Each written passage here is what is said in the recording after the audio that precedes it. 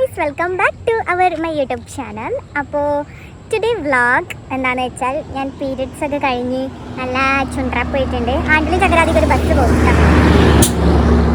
അപ്പോൾ ഇന്ന് ഞാൻ പറയാൻ വന്ന വിഷയം എന്താണെന്ന് വെച്ചാൽ, എൻ്റെ കമൻറ്റ് ബോക്സിൽ കുറേ ആയിട്ട് ആസിഫിനെ ഇടുന്നുണ്ട്. എന്ന് വെച്ചാൽ കുറേ കമൻറ്റ്സ് ഇങ്ങനെ വരുന്നുണ്ട്. ആസിഫ് ഇത് കാണുന്നുണ്ടോ, ആസിഫിക്ക് അങ്ങനെയാണ്, ആസിഫിക്ക് ഇങ്ങനെയാണ്, ആസിഫിക്ക് അങ്ങനെയാണ്. ഞാൻ ആക്ച്വലി ഒരു കാര്യം ഞാൻ നിങ്ങളുടെ അടുത്ത് ചോദിക്കട്ടെ. ആസിഫ് ആരാ? എൻ്റെ ഫാദറാണോ? അവനെൻ്റെ ആരാ? അവനെൻ്റെ ആരുമല്ല. അപ്പോൾ എൻ്റെ ഒരു കമൻറ്റ് ബോക്സിൽ അല്ലെങ്കിൽ എൻ്റെ ഒരു വീഡിയോൻ്റെ അടിയിലായിട്ട് നിങ്ങൾ ആരും ആസിഫിനെ മെൻഷൻ ചെയ്യേണ്ട. ആസിഫിൻ്റെ പേര് തന്നെ നിങ്ങൾ ഇടേണ്ട. കാരണം എനിക്ക് അത് ഭയങ്കര ഇറിറ്റേഷനാണ്. ബിക്കോസ് അതെനിക്ക് ഇഷ്ടമല്ല.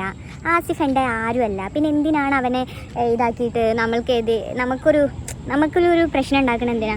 നമുക്കങ്ങനെ ഒരു പ്രശ്നമില്ല തമ്മിൽ. പിന്നെ ഞാൻ ഹെയർ കട്ട് ചെയ്തിട്ടുണ്ട്. കൊള്ളാമെങ്കിൽ കൊള്ളാമെന്ന് പറയണം കേട്ടോ. പിന്നെ അതുപോലെ തന്നെ യൂട്യൂബിൽ എന്താ പറയുക, ഒരുപാട് നെഗറ്റീവ് കമൻറ്റ്സ് വരുന്നുണ്ട്.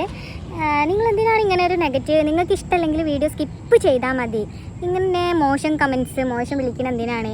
ഇന്നുള്ള മനുഷ്യന്മാർ നാളെ ഉണ്ടാവില്ല. ബിക്കോസ് നിങ്ങൾ അത് ചിന്തിച്ചാൽ മതി. ഇന്ന് ഞാൻ നിങ്ങളെ എൻ്റർടൈൻ ചെയ്യുന്നുണ്ട്, നാളെ ഞാൻ ഉണ്ടെങ്കിൽ അതിന് പറ്റുമോ? ഇല്ല.